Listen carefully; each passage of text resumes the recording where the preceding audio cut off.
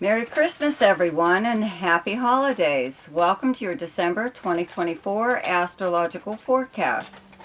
So, you know what? There are two new moons this month. Okay, the first one is on the 1st in Sagittarius, and the second one is on the 30th in Capricorn.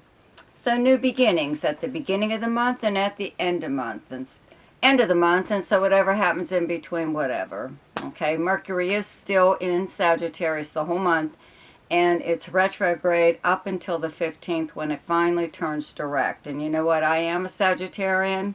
I have Sagittarius rising. So, also, okay, along with the sun in Sagittarius. So if I forget something, whatever I'm saying here now or whatever, I repeat myself, please just ignore me, okay? So anyway, on the 6th, Mars, still in Leo, turns retrograde. On the 7th, Venus moves into Aquarius. Also on the 7th, Neptune turns direct. On the 15th, there's a full moon in Gemini. And again, also on the 15th, Mercury turns direct in Sagittarius. And then on the 21st, the sun moves into Capricorn. Up until that point, the sun is still in Sagittarius. Okay, and then again, that new moon on the 30th. So, a special shout out to my subscribers for supporting me, your continued support, liking and sharing, and commenting on my videos. I thank you for all your donations and any way that you help to support my channel. I really, really appreciate it. And if you're new to my channel and you like this video, be sure to subscribe, okay? And anything you may need to know is down in the description box below, but there's a link to my website, but there's also my email address. It's just easier to email me and ask me whatever it is you would like to know regarding like chart services, okay? So, and don't forget to check out my weekly forecasts, which are now daily shorts, okay? And for all of you, when I post these monthly videos, if I have a short that is attached to the monthly videos, people are just clicking on the short and they're not getting to the monthly video. I guess they're not realizing that there's a link below in the short that will take you to the full video, full-length video, not just that little short. So please keep that in mind, okay? Now for your forecast. Happy holidays, Merry Christmas, Happy New Year, Leo. So, the sun is in a fellow fire sign, Sagittarius, okay, up until the 21st. Mercury is still in Sagittarius and it's still retrograde up until the 15th. And there's a new moon in Sagittarius on the 1st, and where you have Sagittarius in your chart is your 5th house. Okay, of fun and parties and creativity and romance and gambling, speculation, okay, games and sports, whether you're watching them or playing them, all forms of entertainment and anything to do with children. So, with Mercury here, it's going to be here all month, so it's here for a pretty long time. And with it being retrograde, you could hear from anybody, actually. It looks like you're being invited to, like, parties or at least out to hang out, like, with your friends. Perhaps, like, at least one big event, that maybe you have tickets for. You and your friends are going to go to, like, see a live band or a show or something or other. But a new moon here brings a new beginning in this area of your life. So that could be, as far as creativity goes, maybe you're starting some kind of project. Could be maybe possibly a collaboration with somebody. But, it actually could be anything. I just think that you are in the mood to, like, see your friends or hang out with your friends or go somewhere, leave the house, do whatever. Could be new romance, possibly, okay? I do have to mention, okay, this new moon, this is like gonna all tie in here, okay? The new moon on the 1st in Sagittarius. Well, there's a full moon in Gemini on the 15th. Where you have Gemini in your chart is your 11th house. It's directly across from your 5th house. Okay, your 11th house is your most sociable house. It's your friends and acquaintances. It's socializing in person or online. It's like where you would normally go to hang out. Any group or organization that you belong to, and the house of dreams, hopes, and wishes. And Jupiter is here right now. Okay, it's retrograde, but you know, it should be bringing new people into your life for friendship or anything actually. You may even have the opportunity to join some kind of group or organization that you've always been interested in, or pursue a goal or a dream, a wish.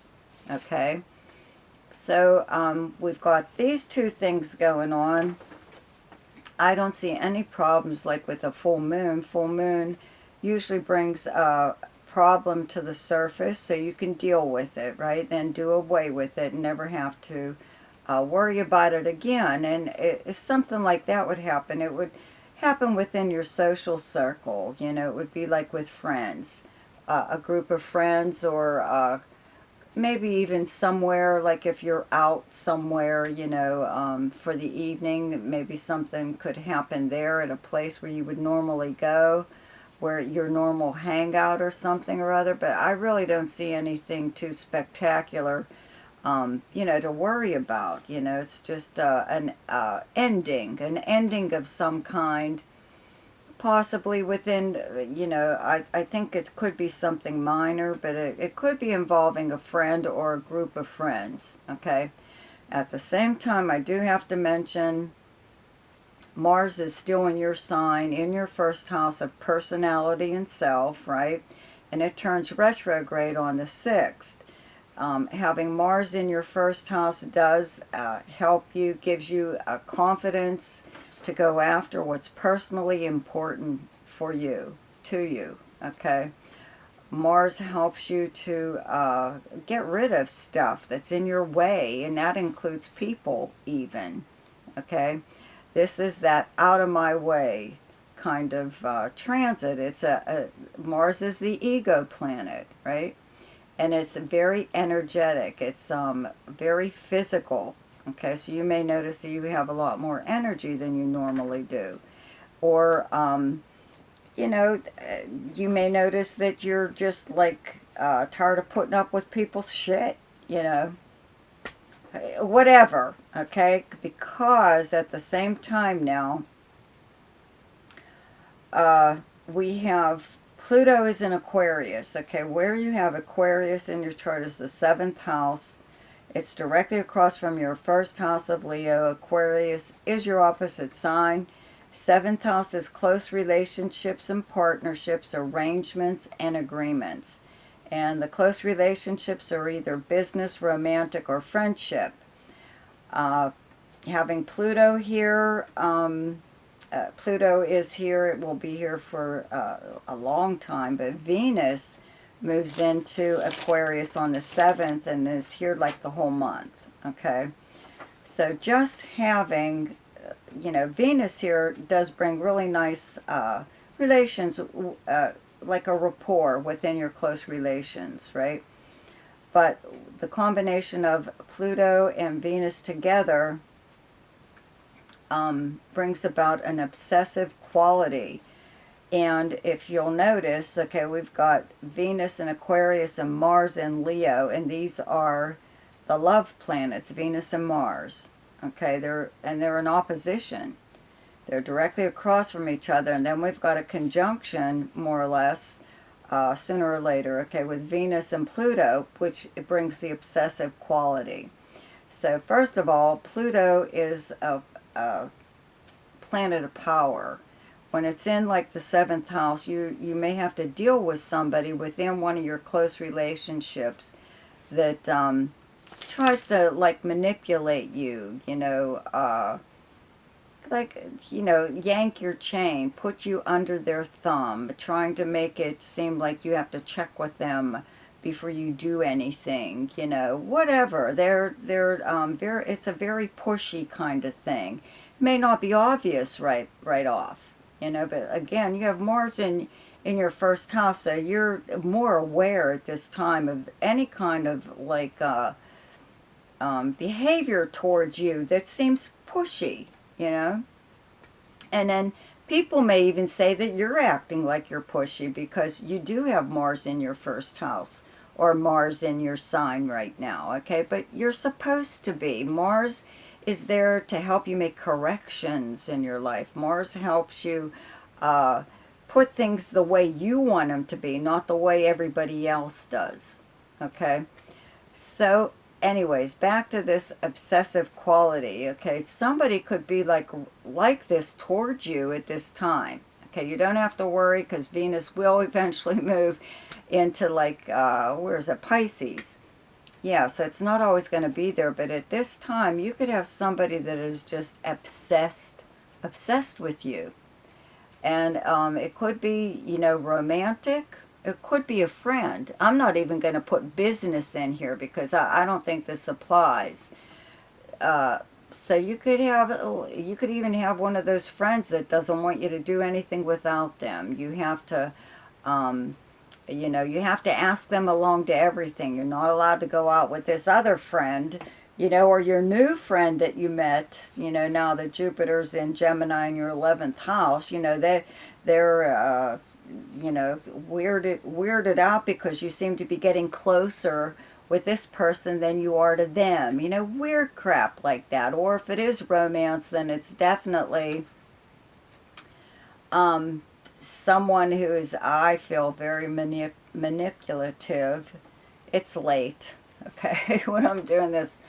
Anyways, you know, it's just something to keep in mind, okay? You're not overreacting. You're not imagining it. It's there. There's something like whatever going on there with somebody just being too nosy or just too preoccupied with your life. Okay. Anyways, let's see here.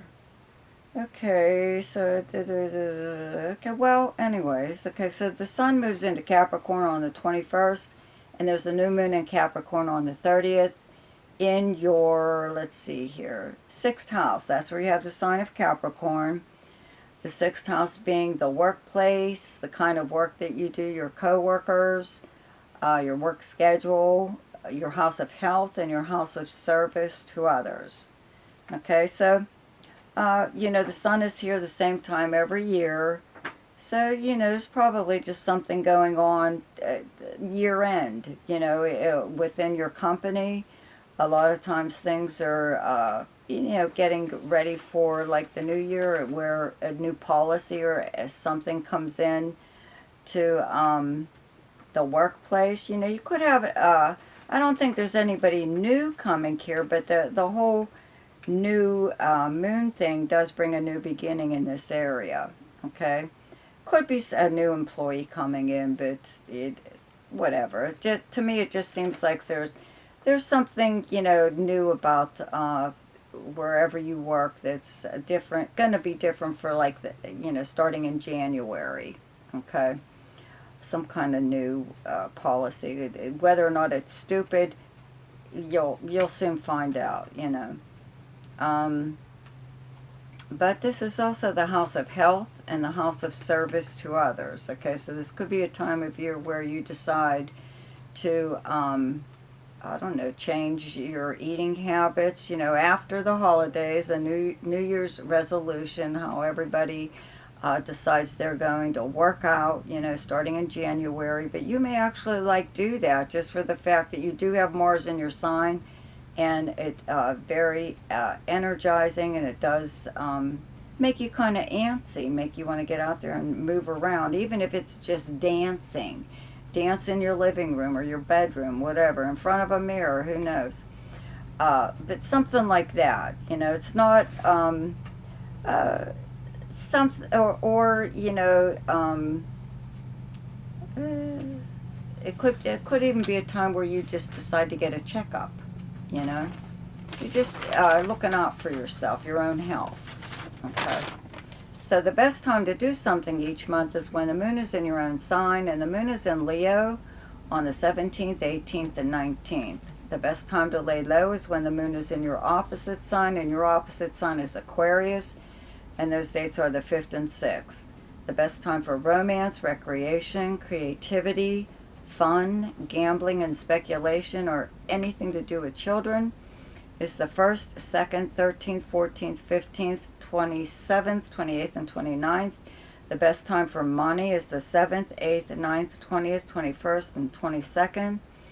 The best time for your career is the 11th, 12th, and 13th. And the best time for communication and travel is the 9th, 10th, 11th, 22nd, 23rd, and 24th. So again, happy holidays, Merry Christmas, and Happy New Year. See ya.